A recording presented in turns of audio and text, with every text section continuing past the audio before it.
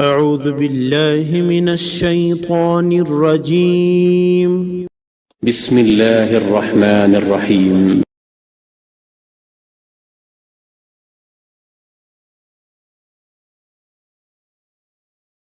Labi, ķeramies klāt.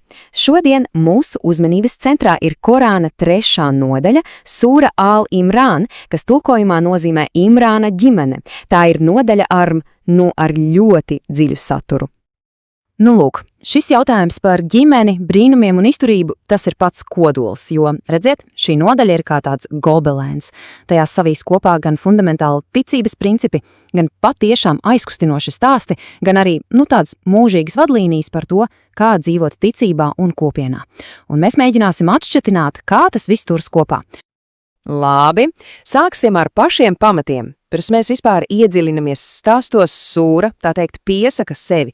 Tā paskaidro savu būtību un mērķi būt par dievišķu tekstu, kas dod skaidru virzienu. Un te ir viena ļoti interesanta nianse. Teksts sevi nepasniedz kā kaut ko, pilnīgi jaunu un nebijušu. Tieši otrādi, tas tiek pozicionēts kā iepriekš sūtīto rakstu, piemēram, Toras un evaņģēlija apstiprinājums un varētu teikt pat tāds kā paskaidrojums. Tas ir turpinājums. Un tad notiek kaut kas patiešām fascinējošs. Pats teksts paskaidro, kā tas ir jālasa. Tas būtībā sevi iedala divās daļās. Ir tā sauktie muhkamāt panti, tie ir tie skaidrie, nepārprotamie, grāmatas pamats, un tad ir mutas šabihāt, daudz nozīmīgie alegoriskie panti. Un te ir atslēga. Lai saprastu tos sarežģītākos, ir jāatgriežas pie tiem skaidrajiem. Tā ir tāda kā lietošanas instrukcija. Labi, no pamatiem pārējam pie stāsta, pie nodaļas sirds, kas ir devis tai nosaukumu. Kas tad īsti bija šī Imrāna ģimene, un kāpēc stāsts par viņiem ir tik nozīmīgs? Viss sākas ar pravieti Zahariju. Viņš ir jau vecs, viņa sieva ir neauglīga, un tomēr viņš lūdz mantinieku. Tā ir tāda, dziļi personiska, gandrīz vai bezcerīga lūgšana pret visām dabas likumsakarībām. Un tad stāsta fokuss mainās. Mēs iepazīstam Mariju, jeb Marjamu. Viņa ir Imrānas sievas meita un tiek aprakstīta kā patiešām īpaša, izraudzīta pāri visām citām sievietēm, jau no bērnības veltīta kalpošanai templī un par viņu brīnumainā veidā gādā pats Dievs. Un tieši šeit parādās tik ļoti cilvēciskais aspekts. Kad eņģelis paziņo viņai par dēla piedzimšanu, viņas reakcija ir absolūts un patiešs šoks. Viņa jautā, mans kungs, kā man var būt dēls, ja neviens vīrietis man nav pieskāries? Tas ir tik saprotams jautājums. Un atbildi, ko viņa saņem, tā ir viena no visas sūras centrālajām atziņām. Runa nav par bioloģiju, runa ir par Dieva absolūto radīšanas spēku. Atbildi ir pavisam vienkārša un vienlaikus visaptveroša. Kad viņš nolem kādu lietu, viņš tai tikai saka esi, un tā top. Punkts. Un lai šo domu, tā teikt, nostiprinātu, teksts piedāvā ļoti spēcīgu salīdzinājumu. Tas velk paralēli starp Jēzus radīšanu un paša pirmā cilvēka Ādama radīšanu. Argumentācija ir šāda. Ja Ādams tika radīts no putekļiem bez jebkādiem vecākiem, tad Jēzus radīšana bez tēva ir līdzīga Dieva spēka izpausme. Tas ir loģisks precedents. Tātad pēc šiem stāstiem par brīnumiem sūra maina toni. Tā pāriet no stāstījuma uz tiešu dialogu, uzrunājot tos, kas tiek dēvēti par grāmatas ļaudiem, proti kristiešus un jūdus. Un tas aicinājums ir ļoti tiešs un atvērts. Tekstā teikts: Saki, ak, grāmatas ļaudis, nāciet pie vārda, kas ir kopīgs mums un jums. Tas ir piedāvājums meklēt vienotību un nevis nesaskaņas, balstoties uz to, kas visiem ir kopīgs. Un kas tad ir šis kopīgais vārds? Tas ir aicinājums atgriezties pie paša kodola, pie tīra monoteisma. Konkrēti, 3 lietas. Pirmkārt, nepielūgt nevienu citu kā tikai vienu dievu. Otrkārt, nepiedēvēt viņam līdzdalībniekus. Un treškārt, necelt citam citu par kungiem dieva vietā. Būtībā atgriezties pie paša pamata. Tālāk, nodaļa veic vēl vienu pagriezienu. Tagad mēs pievēršamies vēsturei, bet uzmanību, tas nav tikai faktu atstāsts. Divas ļoti svarīgas kaujas, Badras un Uhudas, tiek izmantotas kā tāds gadījumu analīzes, kā mācību stundas agrīnai musulmaņu kopienai. Un te mēs redzam ļoti spilgtu kontrastu. Vienā pusē ir Badras kauja, pārsteidzoša, gandrīz neticama uzvara pret milzīgu pārspēku, kas tiek pasniegta kā dievišķa atbalsta zīme, un otrā pusē Uhudas kauja, tur sākotnējā priekšrocība pārvēršas smagā sakāvē. Kāpēc? Nepaklausības un disciplīnas trūkuma dēļ. Tieši Uhudas kaujas analīze sniedz visdziļākās atziņas. Tā ir kā mācību grāmata par to, kas notiek, ja kaut kas noiet greizi. Pirmkārt par briesmām, ko rada nepaklausība pavēlēm. Otrkārt par to, kā kārdinājums pēc materiāliem labumiem var sagraut kopīgo mērķi. Un, protams, par pacietības nozīmi, gan uzvarā, gan it īpaši zaudējumā. Tiek arī atgādināts, ka pravieši ir mirstīgi un ka patiesā ticība tiek pārbaudīta tieši tad, kad ir vissmagāk. Bet kas ir svarīgi? Pat pēc šīs smagās sakāves pēc Uhudas vēstījums nav par izmisumu, gluži pretēji. Tas ir spēcīgs cerības un izturības vēstījums, kas ietverts šajos vārdos: nekļūstiet vāji un neskumstiet, un jūs būsiet pārāki, ja esat patiesi ticīgie. Galvenā doma ir tāda, ka panākumi ir atkarīgi no ticības stipruma, nevis no vienas kaujas ilnākuma. Un tā mēs nonākam pie noslēguma. Sūra, tā teikt, pagriež spoguli uz iekšu. No lielajām kopienas mācībām par kaujām un dialogu tā pievēršas tam, ko tas viss nozīmē personīgāk, garīgā līmenī. Nobeiguma daļā ir aicinājums. Aicinājums tiem, kam ir saprašana. Aicinājums apstāties un padomāt. Pārdomāt debesu un zemes radīšanu. Tā ir pielūgsme caur intelektuālu apceri, meklējot un saskatot dievišķās zīmes visapkārt dabā. Un šeit tiek dots tāds kā, praktisks ceļvedis ticīgajiem, 4 soļi, kas iet roku rokā. Pirmais – pastāvīgi atcerēties Dievu, vai stāvot, vai sēžot, vai guļot. Otrais – aktīvi pārdomāt radīto pasauli, visumu un tā jēgu. Trešais – lūgt ar pazemību, lūdzot gan aizsardzību, gan piedošanu. Un ceturtais, kas to visu satur kopā – palikt nelokāmam, būt pacietīgam un neatlaidīgam. Tātad, ja mēs paskatāmies atpakaļ, mēs redzam, ka Sūra Al-Imrān ir neticami daudzslāņaina. No teoloģijas pamatiem līdz brīnumainiem stāstiem, no kopienas mācībām par uzvaru un sakāvi līdz ļoti personiskām pārdomām. Tas viss piedāvā tādu vienotu redzējumu. Un tas atstāja mūs ar šo jautājumu. Kā gan šie senie teksti, kas runā par ticību, brīnumiem un konfliktiem, var mums šodien sniegt atbildes par vienotību un vienkārši par cilvēcisku neatlaidību?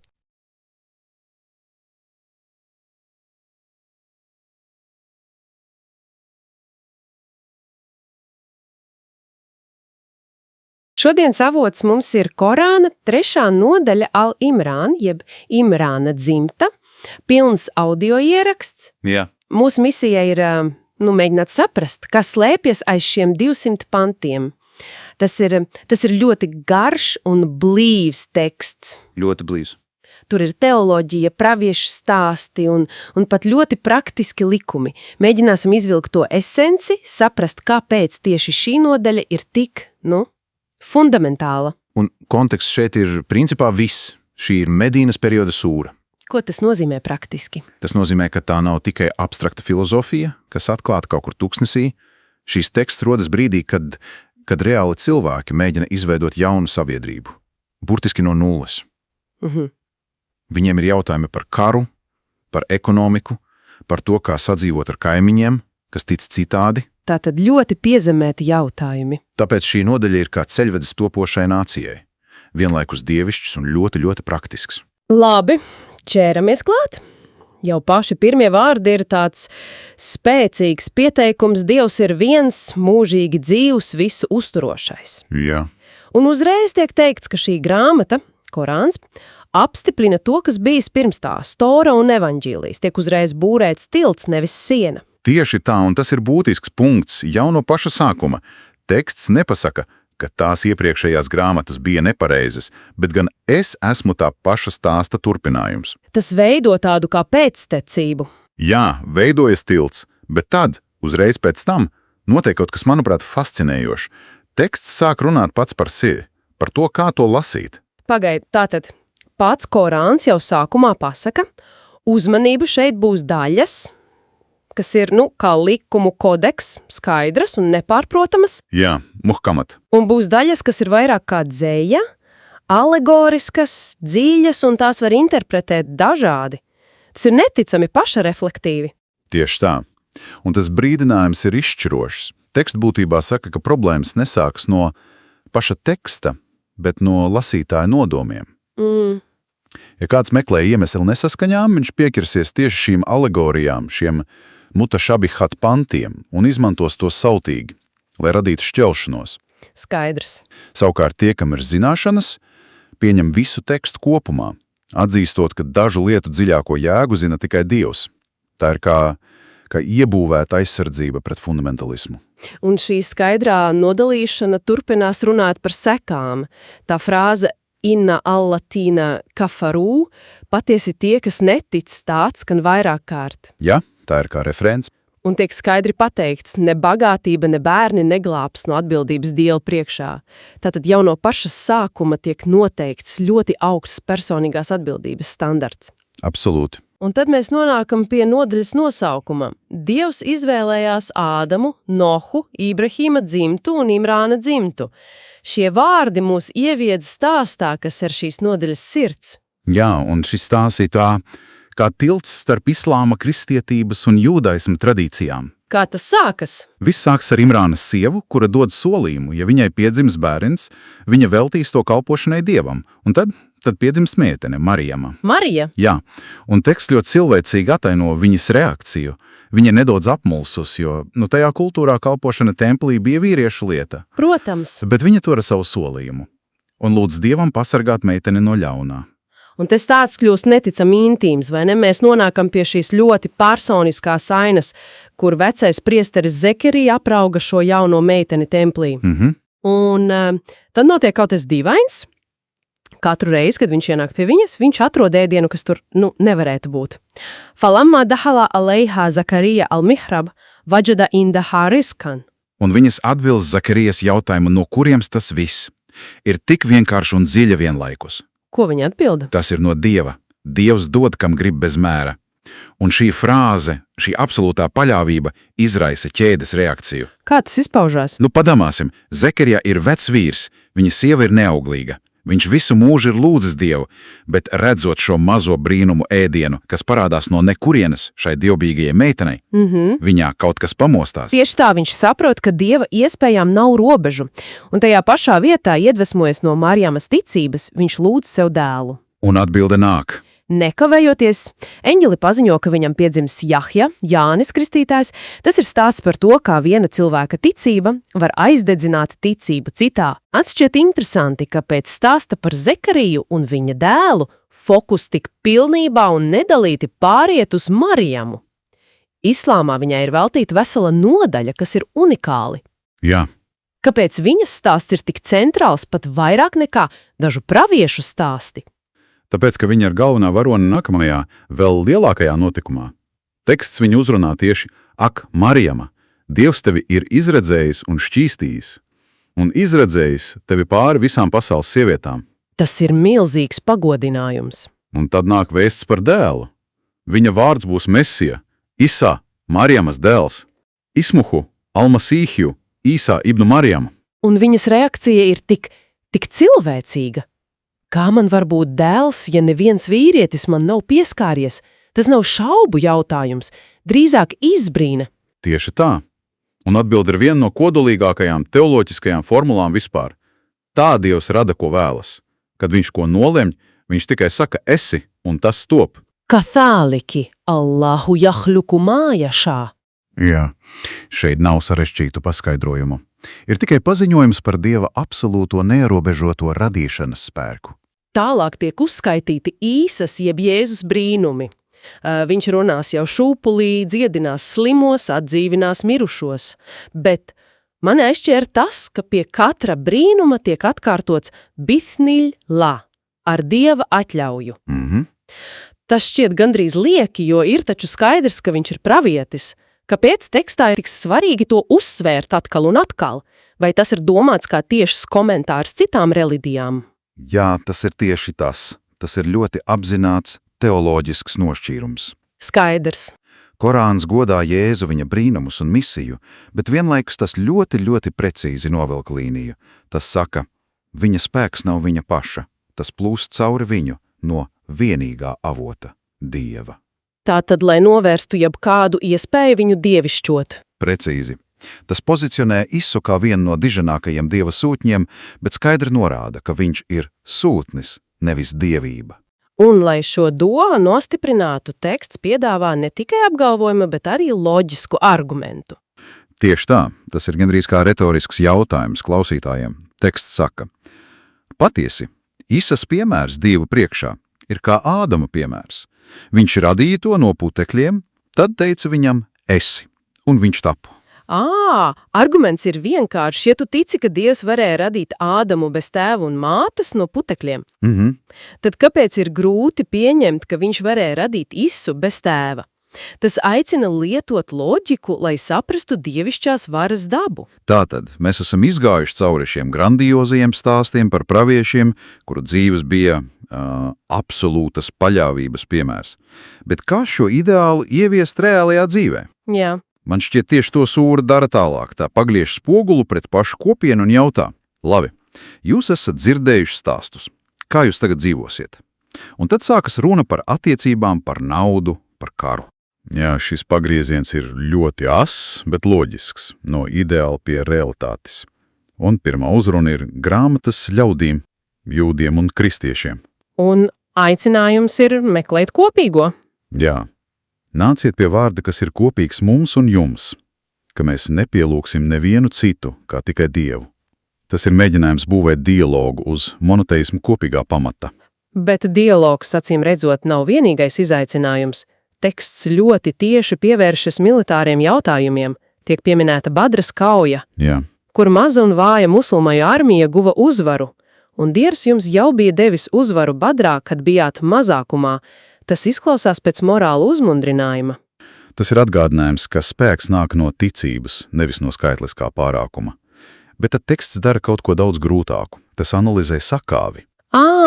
Tiek detalizēti aplūkota Uhudes kauja, kur musulmaņi cieta smagus zaudējumus. Un analīze ir nežēlīgi godīga. Tā neskatās uz ārējiem ienaidniekiem, bet uz iekšējām problēmām. Un kas tad bija tās problēmas? Nepaklausība un alkatība. Teksts norāda uz grupu, kas pameta savus postiņus, lai mestos pakaļ kara laupījumam. Un tādējādi atvēra ceļu ienaidnieku uzbrukumam. Tieši tā. Tiek skaidri nodalīti tie, kas alkst šīs pasaules, no tiem, kas alkst nākamās. Tā ir ļoti dziļa psiholoģiska analīze par to, kā viena mirkļa vājums un materiālisms var sagraut visu. Tā ir mācība par disciplīnu. Jā, un par prioritātēm. Un tieši šajā sakāves un apjukuma brīdī, kad izplatās baumas, ka pravietis Muhameds ir kritis kaujā, nāk viens no spēcīgākajiem pantiem, un Muhameds ir tikai sūtnis. Pirms viņa jau ir bijuši sūtņi. Jā. Kāda jēga ir šādam paziņojumam tik kritiskā brīdī? Tā ir ilgtermiņa perspektīvas ielikšana. Tas ir paziņojums kopienai. Jūsu ticība nav piesaistīta vienam cilvēkam, pat ja viņš ir pravietis. Pat ja viņš ir līderis. Viņš ir mirstīgs, bet vēstījums, ko viņš nes, ir mūžīgs. Tas principā sagatavo kopienu nākotnē, lai tā nesaprūktu pēc sava līdera nāves. Tā ir pārēja no personības kulta uz principu kopienu. Līdz tekus šiem lielajiem eksistenciālajiem jautājumiem par dzīvību un nāvi tiek regulēts arī ļoti piezemētas lietas, piemēram, ekonomika. Ir ļoti ass aizliegums pret riba, augļošanu. Kāpēc tieši šis jautājums ir tik svarīgs? Jo tas ir sabiedrības veselības jautājums. Augļošana, procentu uzlikšana parādām, tiek uzskatīta par eksploatējošu sistēmu, kur bagātie kļūst bagātāki uz nabadzīgo rēķina, neko neražojot. Tā grauj sociālo solidaritāti. Un kas tiek piedāvāts kā alternatīva? Labdarība. Bet nevis vienkārši ziedošana, bet ziedošana no tā, kas tev pašam ir dārgs. Jūs nesasniegsiet patiesu taisnīgumu, kamēr neziedosiet no tā, ko mīlat. Tātad tas nav par atbrīvošanos no liekā? Nē, tas ir par upuri kopienas labā. Un ne tikai nauda. Tiek regulētas arī emocijas, savaldīt dusmas, piedot citiem, tas viss kopā veido ainu par to, kādai ir jābūt ideālai sabiedrībai. Precīzi, tās ir praktiskas, ētiskas vadlīnijas. Ja tu aizliedz augļošanu, bet veicini ziedošanu, ja tu mudini piedot, nevis atriepties, tu veido sabiedrību, kas balstās uz līdzjūtību un sadarbību. Nevis uz konkurenci un eksploatāciju. Jā, tas viss ir daļa no viena liela projekta. Labi, mēģināsim to visu savilkt kopā. Mēs sākām ar fundamentālo teoloģiju, Dieva vienotību, to, kā lasīt svētos rakstus. Jā. Tad ienirām dziļi personiskos, gandrīz kinematogrāfiskos stāstus par Imrāna dzimtu, Marjamu un Uisu, un no turienes teksts mūs izmet atpakaļ skarbajā realitātē kaujas laukumā, tirgus laukumā. Jā, debatēs ar citām kopienām. Tas ir milzīgs lēciens. Bet tas, kas mani pārsteidz visvairāk, ir tas mērogs. Kā vienā nodaļā var salikt kopā tik dažādas lietas – tīru teoloģiju, praviešu stāstus, kara analīzi un pat ekonomikas likumus. Un tas viss ir savīts kopā. Tieši tā, praviešu stāsti nav tikai pasakas. Tie kļūst par argumentiem. Sakāve kaujā nav tikai militāra neveiksme. Tā kļūst par mācību stundu par cilvēku dabu. Viss ir saistīts. Tā ir holistiska pieeja. Pilnīgi noteikti. Un noslēgumā pēdējā doma pārdomām. Pēc visiem šiem stāstiem, likumiem, brīdinājumiem pēdējais, noslēdzošais pants ir kā esence visam. Isbiru, vasābiru, varābitu, vatako Allaha, lalakum tuflihun. Esiet pacietīgi, esiet pārāki pacietībā, esiet nelokāmi un apzinieties Dievu. Lai jūs gūtu panākumus. Ņemot vērā visu iepriekšējo grandiozo saturu, ko tas nozīmē, ka pēdējais vārds ir par rakstura īpašībām, ka visa šī milzīgā sistēma beigās balstās uz individa iekšējo spēku, pacietību un nelokāmību. Laipni lūgti mūsu diskusijā, tātad Al-Imrāna sūrā, vienā no Korāna, centrālajām daļām, ir teikts, ka teksts, tas nav viendabīgs, tas pats sevi iedala divās daļās. Pirmkārt ir muhakamat, panti, skaidri, nepārprotami, tie ir vēstījuma, likumiskais un ētiskais mugurkauls. Skaidras pavēles, lūdzieties, esiet taisnīgi, rūpējieties par bāriņiem, un tad ir mutašā bihat. Daudz nozīmīgi, metaforiski panti, kas runā par neredzamo, par dieva dabu, par mūžību, tādā poētiskā valodā. Un visa teoloģiskā spriedze gadsimtiem ilgi ir bijusi tieši par attiecībām starp šiem diviem. Tāpēc šodien mūsu diskusijas centrā ir jautājums, vai šī apzinātā neskaidrība ir dieviškas gudrības pazīme, kas padara tekstu dzīvu un pārbauda ticīgo pazemību, vai arī tas ir dizaina trūkums, kas neizbēgami sēž celšanās sēku. Precīzi, un es uzskatu, ka, lai arī kauds būtu bijis sākotnējais nodoms, vēsture mums rāda, ka šis mehānisms ir vienkārši bīstams. Tas ir kļuvis par ieroci dogmātiķiem un šķeltnieku rokās, graujot paša vēstījumu mērķa vienotību un skaidru vadību. Es sāktu ar to, ka teksts pats piedāvā interpretācijas atslēgu. Tas skaidri nosaka, ka muhkamat, tātad skaidrie panti, ir grāmatas māte, jeb Umal-Kitāb. Tie ir pamats, enkors, viss pārējais ir jāvērtē caur šo skaidro pantu prizmu. Daudznozīmīgie panti, redziet, nav domāti kā mīkla, kas burtiski jāatmin, bet gan kā aicinājums uz intelektuālu pazemību. Tie ir atgādinājums, ka cilvēka prāts ir ierobežots un nespēj pilnībā aptvert dievišķo. Tāpēc zināšanās dziļi sakņotie saka, mēs ticam tam, viss ir no mūsu kunga, viņi atzīst robežu. Šī divējādība ir, kā lai saka, iebūvēts filtrs, kas atsijā tos, kas meklē patiesību, no tiem, kas meklē ieganstu konfliktam, jeb fitna. Jā, bet es to redzu, pilnīgi citādi. Jūsu minētais pants, manuprāt, nav atslēga, bet gan drīzāk brīdinājuma signāls, kas pats atklāja šīs sistēmas milzīgo risku. Tajā pašā pantā ir teikts, ka tie, kuru sirdīs ir novirze, sekot tam, kas tajā ir neskaidrs, meklējot šķelšanos. Tātad teksts pats paredz, ka šis mehānisms tiks izmantots ļaunprātīgi. Ja tiek pateikts, ka patiešo jēgu zina tikai Dievs, tas cilvēku sabiedrībā rada, varas vakumu. Un šo vakumu vienmēr kāds steidz aizpildīt, pasludinot savu interpretāciju par vienīgo pareizo. Tā nav tikai teorija. Tā ir gandrīz katras lielās islāma teoloģiskās šķelšanās pamatā. Es to varbūt salīdzinātu ar konstitūciju. Mukamats panti ir kā skaidri negrozāmi likumi un tiesības valsts pamats. Bet mutašhabihat ir kā plaši, vispārīgi principi, piemēram, taisnīgums vai vispārējā labklājība. Šo principu neskaidrība nepadara konstitūciju vājāku, tieši otrādi tā padara to par dzīvu dokumentu. Katrai paudzei ir no jauna jāpārdomā un jāpiemēro šie principi savam laikam. Tieši šī šķietamā neskaidrība neļauj tekstam kļūt par statisku, novecojušu likumu krājumu, bet uztur to kā mūžīgu un aktuālu ceļvedi. Šī analoģija, manuprāt, ir ļoti eleganta, bet tā ir pilnīgi, piedodiet, aplama. Tas nav kā konstitūcija. Tas ir kā lietošanas instrukcija kritiskai, dzīvībai svarīgai iekārtai, kurā teikts, lielākā daļa instrukcija ir skaidras, bet dažas svarīgākās esam apzināti uzrakstījuši neskaidri. Lai veicās. Tekstam, kas apgalvo, ka ir skaidra vadība visai cilvēcei, tā nav priekšrocība, bet gan fundamentāls dizaina trūkums, un vēsture rāda, ka šī iekārta regulāri ir uzsprāgusi tieši šo neskaidru instrukciju dēļ. Jūs sakat uzsprāgusi, bet vai tā ir teksta vaina, vai tam ir lietotāja nepreizrīcība? Teksts dod metodi, turieties pie pamata, pie al-kitab. Ja kāds apzināti ignorē šo metodi, lai attaisnotu savas ambīcijas, tas ir cilvēka, nevis teksta trūkums. Piemēram, metaforas par dieva roku vai troni. Skaidrie panti nelokami uzsver viņa absolūto unikalitāti, to, ka nekas nav viņam līdzīgs.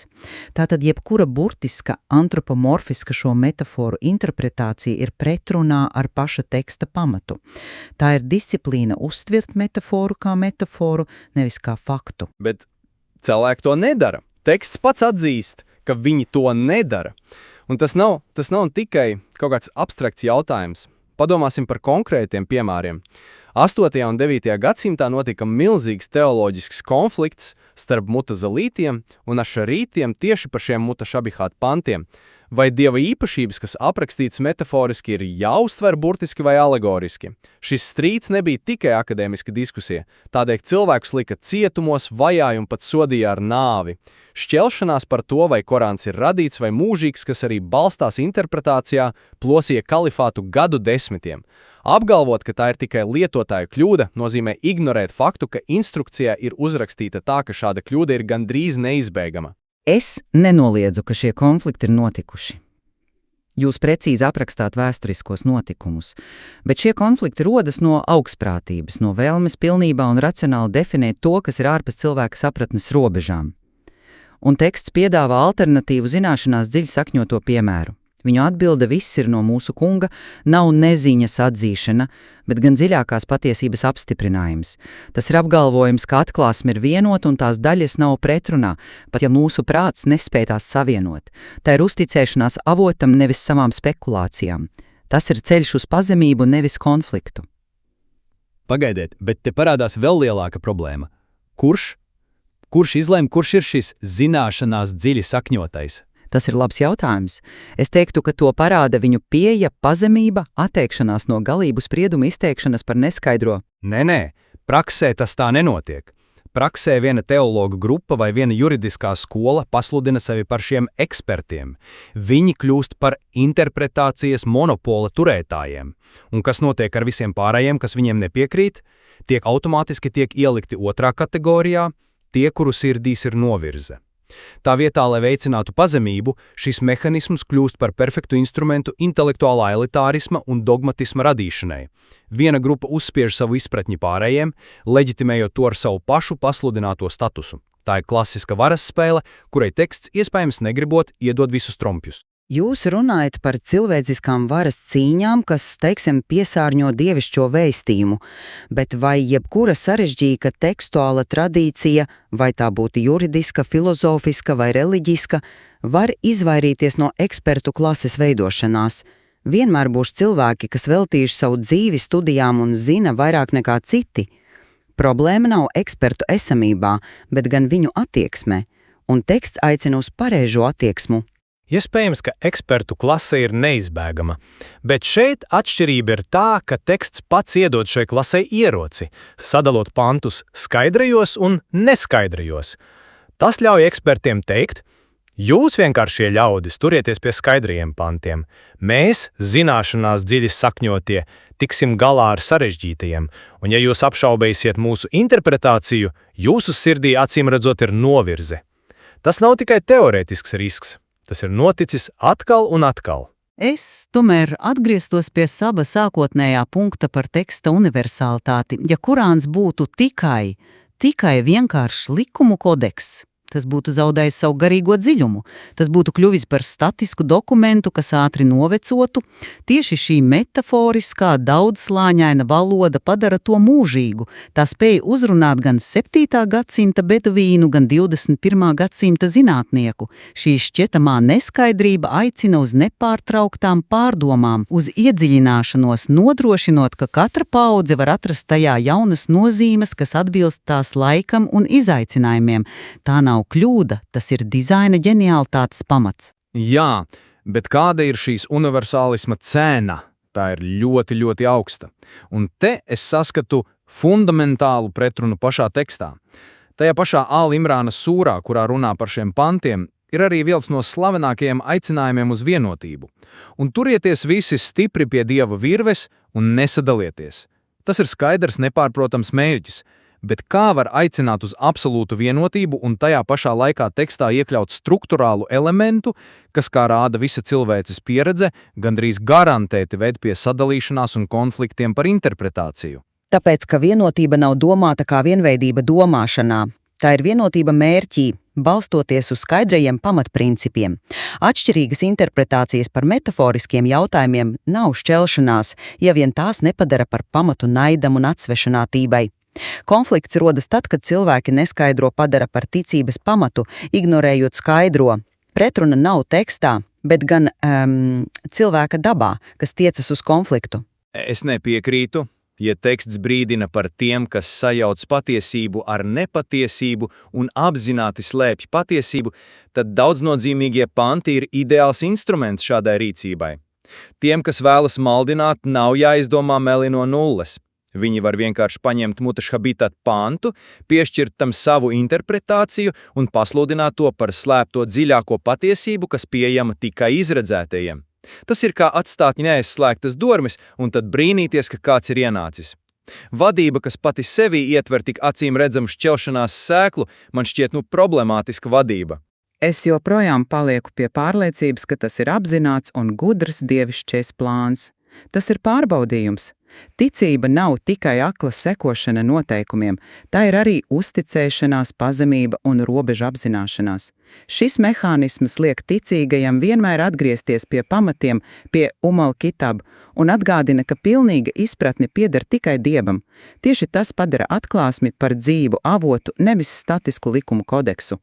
Cilvēka tieksme to izmantot varas cīņām liecina nevis par teksta, bet gan par cilvēka nepilnību. Lai gan es atzīstu jūsu argumentu spēku par intelektuālās pazemības vērtību kā ideālu, es nevaru ignorēt tās praktiskās vēsturīgās sekas. Neskaidrie panti ir kļuvuši par ieroci to rokās, kuri meklē konfliktu, un par neauglīgu dogmātisku strīdu pamatu, kas ir novedis tieši pie tās šķelšanās, no kuras teksts pats tik dedzīgi brīdina. Tāpēc manā skatījumā pastāv šī nepārējošās spriedzes starp vēstījumu deklarēto mērķi, skaidru vadību un vienotību, un tā struktūra, kas šo mērķi bieži vien sagrauj. Galu galā jā, mēs esam atgriezušies pie sākuma jautājuma. Vai tā ir apzināta, pārdomāta konstrukcija vai bīstams trūkums? Vai tas ir kā konstitūcija, kas nodrošina ilgmūžību caur principiem, vai kā kļūdaina lietošanas instrukcija, kas noved pie katastrofas? Es uzskatu, ka tas ir aicinājums uz dziļumu un pazemību. Un es joprojām uzskatu, ka tā ir pārāk augsta cena par šo dziļumu, ja tā noved pie konfliktiem, kurus teksts pats nosoda. Mēs abi šķiet atzīstam, ka jautājums par atklāsmes dabu un tās interpretācija ir ārkārtīgi sarežģīts. Un Al-Imrāna sūra, protams, piedāvā daudz vairāk nekā tikai šo teoloģisko dilemu, ieskicējot praviešu stāstus, kopienu attiecības un morāles principus, kas ir tālākas izpētes un pārdomu vērti.